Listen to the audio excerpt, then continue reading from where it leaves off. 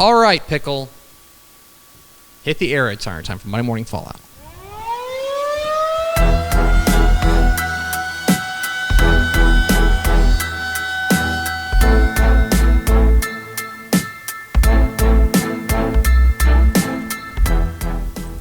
Monday Morning Fallout, where we overreact to the football weekend, and there is plenty to overreact to from a busy week 4 of the Texas high school football world. Let's start with my opening kick. The opening kick is rewriting the narrative.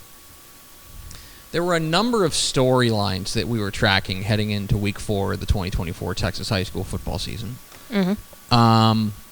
And some of them got a makeover, and some of them didn't.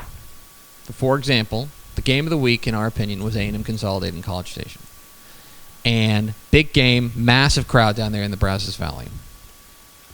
And the biggest headline in this, the narrative coming into this game, was that we had never seen A&M Consolidated beat College Station. Mm-hmm. Theoretically, this is not how it plays out, but you know what I mean. We had never seen Big Brother beat Little Brother. Yes. College Station was 6-0 all-time against A&M Consolidated.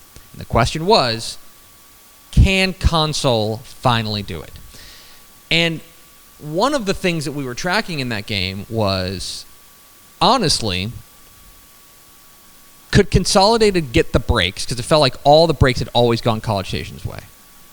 And could College Station make those big splash plays in special teams and defense?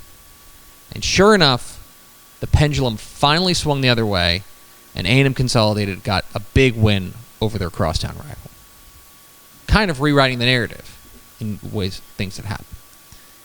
I think another narrative that maybe got rewritten a little bit was what went on Thursday in Houston with Willis and the Woodlands. Mm-hmm. The storyline going into this game, I think, was, well, Willis was great last year, but their quarterback's playing at Florida now, and they're going to need to reload. Their transcendent, generational talent quarterback is off to play at the next level. Certainly, they're going to take a step back. Well, go ask the Woodlands. Bless you. Thank you.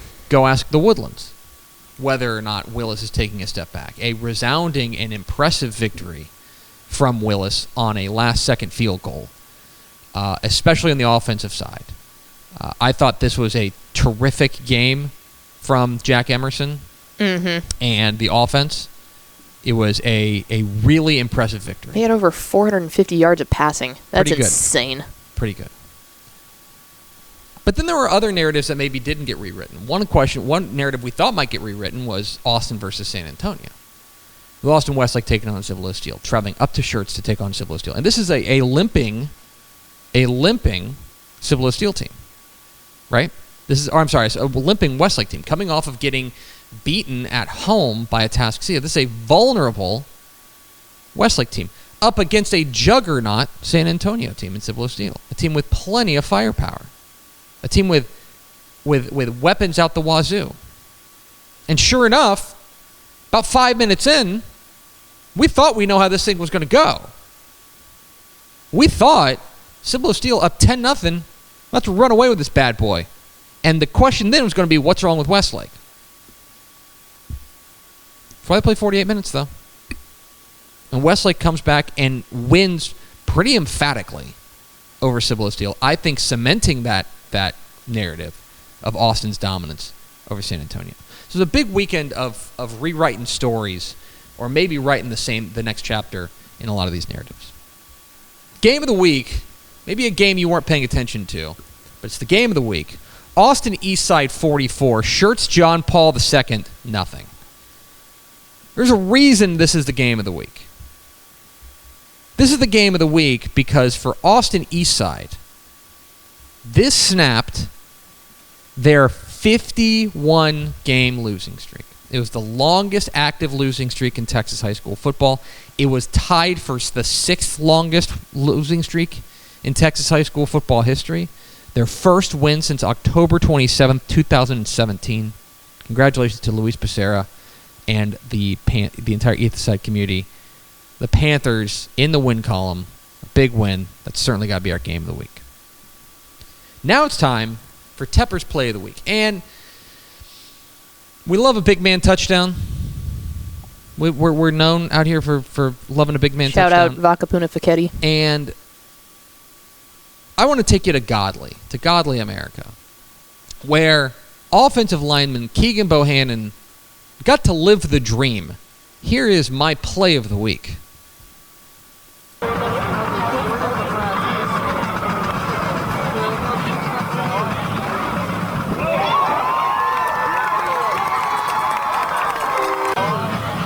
I'll slow it down for you. That's right. They run the left tackle hook and ladder. As one does. As Godly gets a win. That was awesome. And Keegan Bohannon lives the offensive lineman's dream. The tackle hook and ladder to touchdown there for Keegan Bohannon of Godly. That's my play of the week. Time for the Dudes Rock Dude of the Week. Hashtag Dudes Rock if you want to nominate a dude who rocks. Bye, guys. Enjoy your lunch. Muleshoe wide receiver Mauricio Herrera. Did you see this game with Canadian? I didn't. No, I missed this Final one. score, Canadian 74, Muleshoe 67. Good Lord. I don't know how I missed that, but my goodness. Just a berserker game. Muleshoe was on the wrong end of this. But Mauricio Herrera, 10 catches, 268 yards, and 3 touchdowns receiving in a losing effort. But Mauricio Herrera went berserker in this game. He is certainly worthy of being our Dudes Rock Dude of the Week. Congratulations to Muleshoe wide receiver Mauricio Herrera. Certainly he would have preferred to not be the Dudes Rock Dude of the Week, but gotten the win. But a consolation prize is that he is a dude who rocks. And now, another week, there's actually a Monday night doubleheader tonight. And Pickle, you were enjoying one of the games yesterday in person in a sweep. But the NFL has put another week in the books. And there's only one way there's only one person we trust working the phones all weekend, getting the inside scoop, getting the knowledge that you need to understand the NFL better than anybody. It's our chief NFL correspondent, my mom, with the NFL Minute. Hi, this is Tep Mom reporting the NFL Minute for this week. Carolina Panthers won over the Las Vegas Raiders 36-22. There are 7 Texas high school players on their team. Quarterback Andy Dalton, who went to Katy High School and TCU. Wide receiver David Moore, who went to Gainesville High School. Defensive end Sean Robinson, who went to Fort Worth Arlington Heights. Defensive tackle Nick Thurman, who went to Lake Highlands High School and University of Houston. Defensive tackle Jaden Peavy, who went to Bel Air High School and Texas A&M. Cornerback Shamar Bartholomew, who went to Cypress Ranch High School. And finally, offensive guard Robert Hunt, who went to Burkeville High School, which is a 6-man school. Pretty cool. See ya. Thanks for that courageous report. She's been working the phones to get that kind of insight.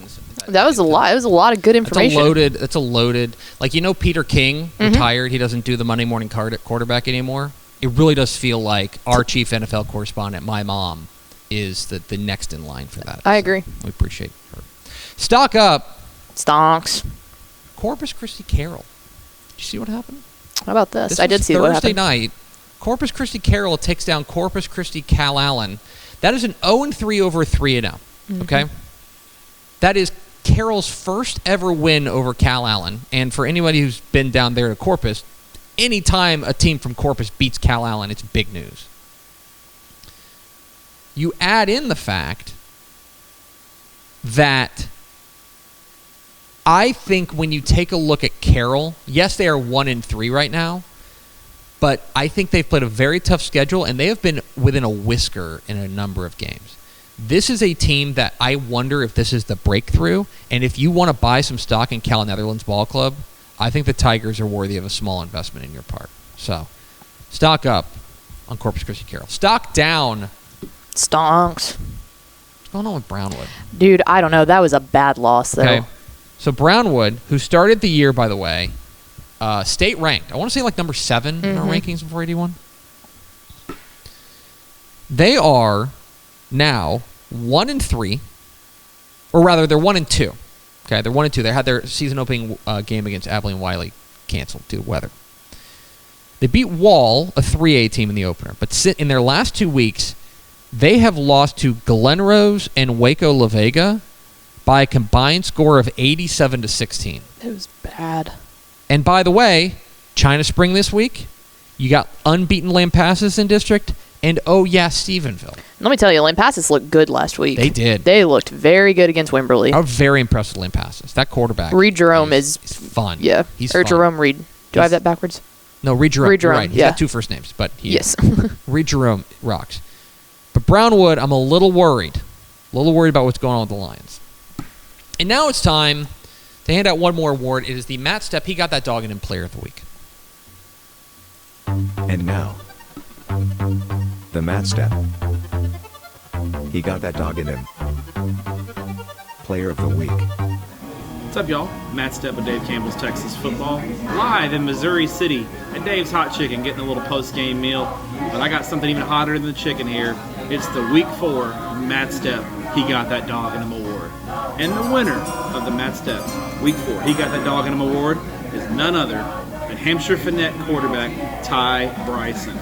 A week after throwing for over 500 yards in their Hampshire Finette's win to go 2-1, tonight in the 50-13 win over Fort Bend Crawford, Bryson threw 4 touchdown passes to lead Hampshire Finette to an easy win to improve to 3-1 on the year. Congrats, Ty. You, sir, have got that dog in you. This has been the Matt Stepp, He Got That Dog in Him Player of the Week. Thank you, Matthew. Thank you for filing that courageous report. Finally, my final shot. This is the end of the beginning. We're now going to start talking about Week 5 of the 2024 Texas high school football season. And it's the end of the beginning in a couple of ways. One, I think it is fair to now, for the most part, discount the preseason projections. When you are kind of projecting teams forward, I think it is now fair to say, you know what you've done on the field, we have enough data to understand who you are. Furthermore, is just the simple fact that a lot of these teams are getting into district play now. Right. Especially the 5A and 6A level. Almost all of these teams are going to be in district play starting this week. And there's kind of three, there's basically 3 seasons in a Texas high school football season. There's non-district, there's district, and there's playoffs. They are obviously increasingly more important. Like, fun time's over. We're still going to have fun. But you know what I mean. These games are going to have much stakes, increasing stakes, every single week. And that's why I feel like you can mark right now as kind of the end of the beginning, where now things are going to get a little bit more serious and seasons are going to be on the line each and every week. It's my final shot. That's Monday Morning Fallout.